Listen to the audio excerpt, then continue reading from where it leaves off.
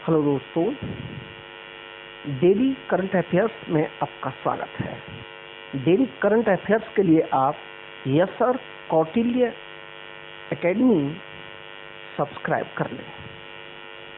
तो दोस्तों, question number 1 है, हाल ही में कोरोना के इलाज में अमेरिका के बाद किस देश ने रेमडेसिविर दवा को मंजूरी दी है? तो अमेरिका के बाद रेमडेसिविर दवा को जो मंजूरी दी है, आप पटल पर देख रहे हैं, वो जापान ने दी है। तो दोस्तों, इसका विकल्प बी सही है। इसका विकल्प बी सही है दोस्तों। इसके बाद आता है दोस्तों क्वेश्चन नंबर 2। तो दोस्तों, क्वेश्चन नंबर 2 है, हाल ही में न्यू कोरोना एंटीजन टेस्ट की मंजूरी किस देश ने दी है? तो it's answer is United States America. Correct answer is C. दोस्तों, क्वेश्चन नंबर 3 आप पटल पर देख रहे हैं। क्वेश्चन नंबर 3 है दोस्तों, हाल ही में किस राज्य सरकार ने आयुष विभाग द्वारा तैयार आयुष कवच ऐप को लॉन्च किया है? तो दोस्तों, इसका आंसर है बी यूपी। आयुष कवच ऐप लॉन्च किया है यूपी में। आयुष। इसके बाद आता है दोस्तों क्वेश्चन नंबर 4, हाल ही में 2020 के फ्रीडम ऑफ स्पीच अवार्ड से सम्मानित किया गया है। तो दोस्तों, आप पटल पर देख रहे हैं, सिद्धार्थ वरदराजन को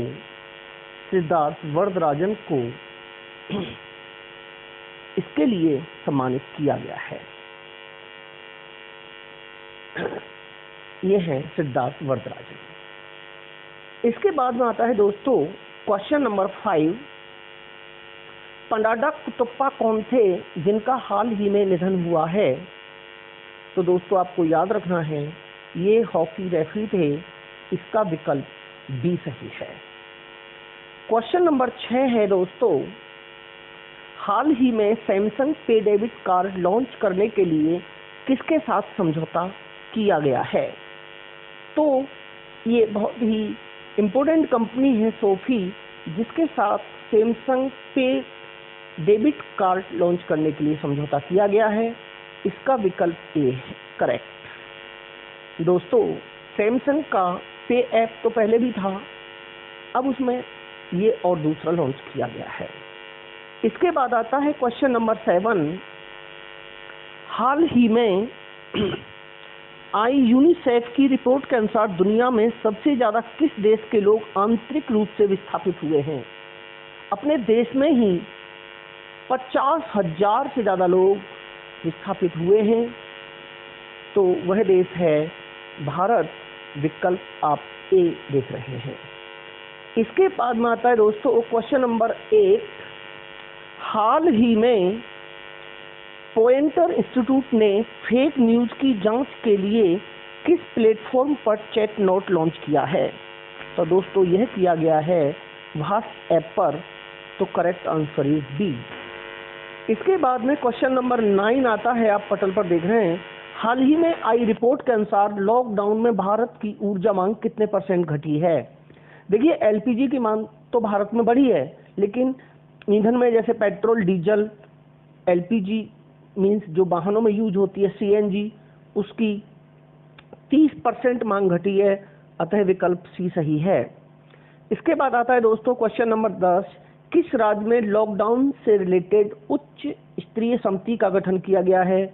इसका विकल्प बी सही है, तमिलनाडु। क्वेश्चन नंबर दोस्तों 11 है। क्वेश्चन नंबर 11 है, हाल ही में आई किस रिपोर्ट के अनुसार ग्रामीण भारत में इंटरनेट यूजर्स की संख्या अधिक बताई गई है?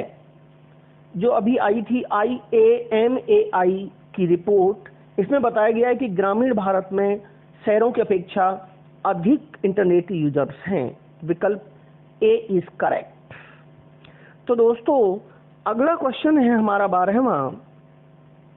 आप पटल पर देख रहे हैं, किस राज्य सरकार ने इंटरेक्टिव हेल्थ पोर्टल यूज किया है, लॉन्च किया है? दैट इज, आप देख रहे हैं पटल पर, Kerala. It's B is correct. इसके बाद में आता है क्वेश्चन नंबर 13। शरीर से वायरस को खत्म करने के लिए किस देश ने मोनोक्लोनल न्यूट्रलाइजिंग एंटीबॉडी विकसित किया है? तो दोस्तों इजराइल ने कोरोना वायरस से रिलेटेड काफ़ी सुधार के प्रयास किए हैं। तो सभी वायरस से सुरक्षित रखने के लिए इजराइल ने ये एंटीबॉडी विकसित की है। इसका करेक्ट आंसर है ए। इसके बाद में आता है क्वेश्चन नंबर 14। हाल ही में किस राज्य ने मंडी संशोधन बिल पेश किया है? तो दोस्तों एमपी ने। मध्य प्रदेश में कई संशोधन बिल अभी आए हैं। अभी एक और आया था कि वहाँ की लेडीज मास्क तैयार करें और गवर्नमेंट 11 रुपये में उनसे खरीदेगी, और बुजुर्गों के लिए भी काफ़ी कुछ सुधार किए हैं। तो दोस्तों ये है एमपी ए। इसके बाद में आता है दोस्तों क्वेश्चन नंबर 15। यह है दोस्तों, हाल ही में किसने एक स्मारक डाक टिकट जारी किया है? विकल्प ए है वर्ल्ड बैंक, बी है WHO, सी है संयुक्त राष्ट्र और डी है नॉन। तो दोस्तों चेचक के टीके की 40वीं वर्षगांठ पर WHO ने, वर्ल्ड हेल्थ ऑर्गेनाइजेशन ने ये डाक टिकट जारी किया है। सो इसका करेक्ट आंसर बी है। थैंक्स दोस्तों आज के लिए। आपको ये हमारा प्रयास कैसा लगा, आप हमें इसका कमेंट्स द्वारा सूचित करें। कल 13 मई के लिए आप हमारा next video daily current affairs देखना न भूलें। Subscribe us yes sir Kautilya academy. Thanks दोस्तों आज के लिए।